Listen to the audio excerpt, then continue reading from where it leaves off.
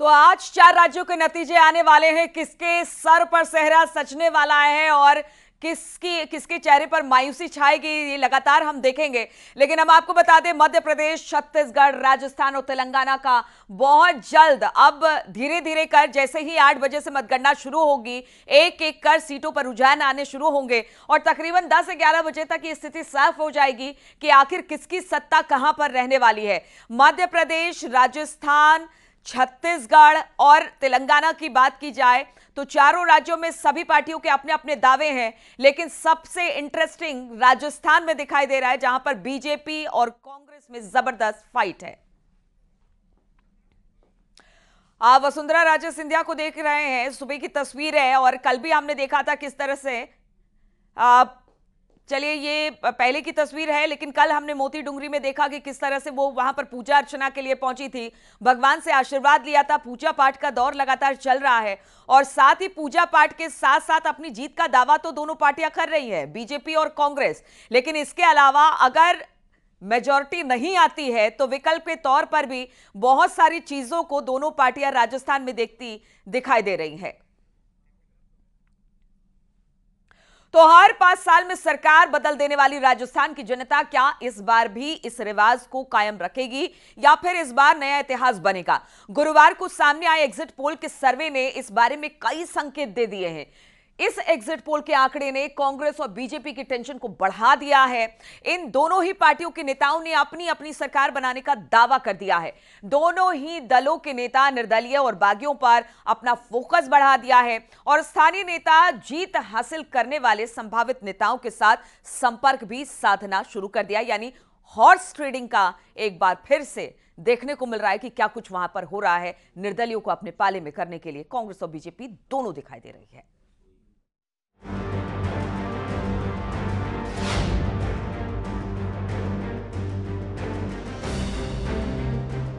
कांग्रेस की सरकार बन जाएगी। 135 प्लस कमल खिलेगा। एग्जिट पोल ने कांग्रेस और बीजेपी दोनों ही दलों के नेताओं की धड़कनें बढ़ा दी हैं। इसी बीच दोनों ही पार्टी के नेताओं ने अपनी अपनी सरकार बनाने का दावा किया है। नतीजों को लेकर प्रताप सिंह खाचरियावास ने कहा, कांग्रेस को 100 से ज्यादा सीटें मिलेंगी। हम ओपीएस के दम पर सरकार बना लेंगे।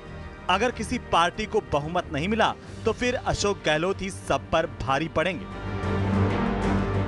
जो ट्रेंड आ रहा है, एग्जिट पोल का ट्रेंड आने के बाद तो क्लियर हो गया कि कांग्रेस के कामों पर वोट मिला है और कांग्रेस के काम पर यदि ओपीएस ने भी काम कर दिया है तो भी कांग्रेस की सरकार बन जाएगी। तो राजस्थान में यदि ओपीएस के नाम पर कर्मचारियों ने वोट दे दिया है, कर्मचारियों के परिवारों ने वोट दे दिया है, तो फिर कांग्रेस की सरकार तय है। कांग्रेस की तरह राजस्थान बीजेपी के प्रदेश अध्यक्ष सीपी जोशी ने बड़ा दावा किया है। उन्होंने कहा कि राजस्थान में बीजेपी पूर्ण बहुमत से अपनी सरकार बनाएगी और 135 से अधिक सीटें जीतेगी। स्पष्ट बहुमत के साथ, प्रचंड बहुमत के साथ भारतीय जनता पार्टी की सरकार राजस्थान में बनने जा रही है। अरे नहीं, मैं कहीं दौड़ में नहीं हूँ। मेरे लिए खुशी इस बात की होगी कि भारतीय जनता पार्टी का मुख्यमंत्री राजस्थान में बने और पहली माला सीपी जोशी कहना है। मुझे जो दायित्व दिया गया था उसका ईमानदारी से हमने निर्वहन करने का काम किया और टीम राजस्थान में सभी कार्यकर्ताओं ने, हजारों कार्यकर्ताओं ने बहुत कड़ी परिश्रम मेहनत की है। मैं उनका भी आभार प्रकट करता हूँ और पूरे प्रदेश के सभी मतदाताओं का भी, जनता जनार्दन का भी आज आभार प्रकट करता हूँ कि उनको खूब समर्थन, स्नेह और आशीर्वाद पार्टी।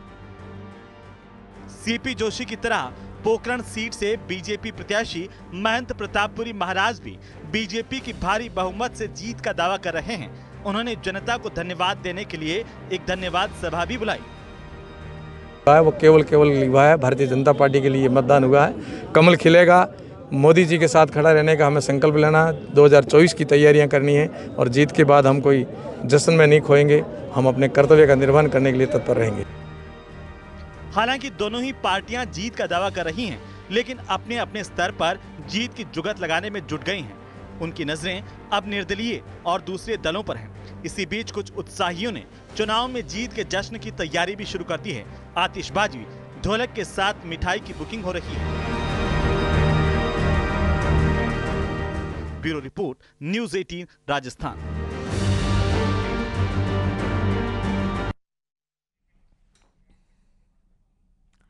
और देखिए हर जगह हलचल मची हुई है। अब सट्टा बाजार में भी राजस्थान में बीजेपी की सरकार बनाने का दांव खेला जा रहा है। राजस्थान का फलौदी सट्टा बाजार चुनाव को लेकर अपने आंकलन के लिए जाना जाता है और इस बार फलौदी सट्टा बाजार में राजस्थान में बीजेपी पर क्या दांव खेला गया है, इस पर देखिए जरा ये रिपोर्ट।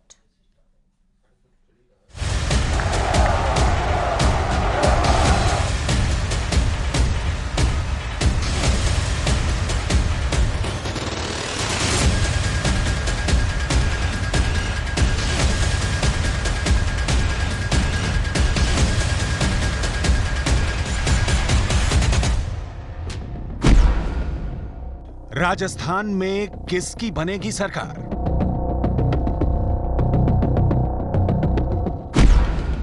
जनादेश से पहले क्या बोला सट्टा बाजार? किस नेता की जीत हार पर लगा दांव?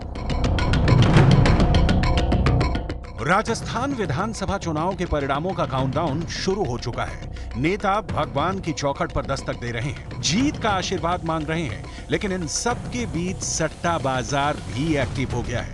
तमाम एक्टिव पोल के बाद अब सट्टा बाजार भी राजस्थान में बीजेपी की सरकार बनवा रहा है। राजस्थान का फलौदी सट्टा बाजार चुनाव को लेकर अपने आकलन के लिए जाना जाता है। इस बार फलौदी सट्टा बाजार बीजेपी को राजस्थान में 115 से 118 सीट मिलने का अनुमान जता रहा है। दूसरी तरफ कांग्रेस को सिर्फ 68 से 70 सीट मिलने की उम्मीद जताई जा रही है। बड़ी बात है कि फलौदी सट्टा बाजार बीजेपी की जीत पर 30 पैसे और कांग्रेस की जीत पर 4 रुपए का भाव दे रहा है। इसके साथ ही राजस्थान में सीएम के फेस को लेकर भी सट्टा लगाया जा रहा है।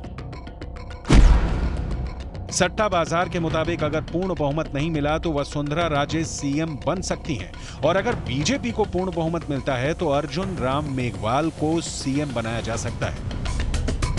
मतलब अगर बीजेपी जनादेश में बॉर्डर पर रहती है तो पूर्व सीएम वसुंधरा राजे सिंधिया को राजस्थान का मुख्यमंत्री बनाया जा सकता है, लेकिन अगर बीजेपी को पूर्ण बहुमत मिलता है तो अर्जुन राम मेघवाल के नाम पर भी विचार किया जा सकता है। हालांकि इससे पहले ही वसुंधरा राजे एक्टिव दिखाई देने लगी हैं। कल वसुंधरा राजे सिंधिया ने राजस्थान के राज्यपाल कलराज मिश्र से मुलाकात की और आज जयपुर के श्री मोती डूंगरी गणेश मंदिर में भी दर्शन किए। बड़ी बात यह है कि राजस्थान के फलौदी सट्टा बाजार में प्रमुख नेताओं की जीत पर भी सट्टा लगाया गया है। इस लिस्ट में वसुंधरा राजे, राजेंद्र राठौड़, दिया कुमारी, राज्यवर्धन राठौड़ की जीत तय बताई गई है। दूसरी तरफ गहलोत सरकार के कई मंत्रियों की हार का भी दावा किया जा रहा है। इसमें शिक्षा मंत्री बीडी कल्ला, ऊर्जा मंत्री भंवर सिंह भाटी के नाम है। हालांकि इस बार सट्टा बाजार में चर्चा बीजेपी के बागी नेताओं को लेकर भी है और कई बागियों की जीत और हार को लेकर भी सट्टा लगाया गया है। इसमें बीजेपी के बागी रविंद्र सिंह भाटी, बाड़मेर से बीजेपी बागी प्रियंका चौधरी का नाम शामिल है। हालांकि सट्टा बाजार की राय भी टिकट बंटवारे से पहले और अब मतगणना से पहले लगातार बदलती रही है।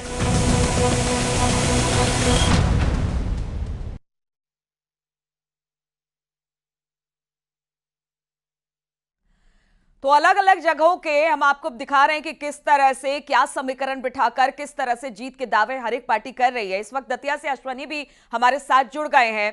अश्वनी, अगर मध्य प्रदेश की बात की जाए तो यहां पर तो बीजेपी को सभी एग्जिट पोल में जीत दिखाई दे रही है, लेकिन इसके बावजूद भी कहा यह जा रहा है कि कांग्रेस अपने दावे ठोक रही है। अगर दतिया की बात की जाए तो दतिया सीट पर क्या हाल है इस वक्त, क्योंकि अब से कुछ देर में काउंटिंग शुरू हो जाएगी और फिर धीरे धीरे करके नतीजे भी आने शुरू हो जाएंगे। तो दतिया का क्या हाल, किस तरह के समीकरण वहां पर? बिल्कुल, इस समय दतिया में जो चुनावी सुगड़ाड़ा शुरू हो गई है मतदान के बाद आज नतीजों का दिन है। ऐसे में ऐतिहासिक जो पीताम्बरा धाम सीट है, हम इस समय खड़े हैं ऐतिहासिक पीताम्बरा धाम सीट से। पहले आप दिखा दें आपको कि ये ऐतिहासिक पीताम्बरा धाम सीट है। यहाँ पर सभी दलों के जो सियासी दिग्गज है वो माता का आशीर्वाद लेने बारी बारी से आ रहे हैं। यहाँ पर दतिया जिले में 3 विधानसभा पड़ती है और 3 विधानसभा हर प्रत्याशी आ रहा है। हम बात करते हैं दतिया सीट की। दतिया सीट से मौजूदा समय में यूपी सरकार के गृह मंत्री नरोत्तम मिश्रा यहाँ के जो विधायक है लगातार तीसरी बार विधायक चुन करके आ चुके हैं। 2008 में, 2013 में और 2018 में लगातार 3 बार से हैट्रिक मारने के बाद जो नरोत्तम मिश्रा है वो यहाँ के विधायक बने। इस बार 2023 के भी चुनाव में एक बार फिर से मुख्य मुकाबला इस सीट पर, जो हॉट सीट पाई जाती पूरी एमपी की, नरोत्तम मिश्रा के बीच है और दूसरे जो प्रत्याशी हैं वो कांग्रेस के बीच है। बताया जा रहा है कि दोनों ही प्रत्याशियों के बीच बेहद रोमांचक मुकाबला होने की उम्मीद लगाई जा रही है। तमाम जो उनके समर्थक खड़े हैं, देखिए ये पीताम्बरा धाम के बाहर खड़े हुए हैं, इसमें कुछ भाजपा के हैं, कुछ कांग्रेस के हैं और हर समर्थक, हर पार्टी का जो पदाधिकारी है, एजेंट है, वो अपनी अपनी प्रत्याशियों की जीत के लिए जो है माता से प्रार्थना करने आए हैं। और लगभग तो सही बोली, सही बोली, बहुत अनुभवी लीडर है हमारे। और ये जीतू पटवारी को आप देख रहे हैं तो सभी अपने अपने दावे कर रहे हैं। ठीक है, सत्ता में आना चाहिए बीजेपी।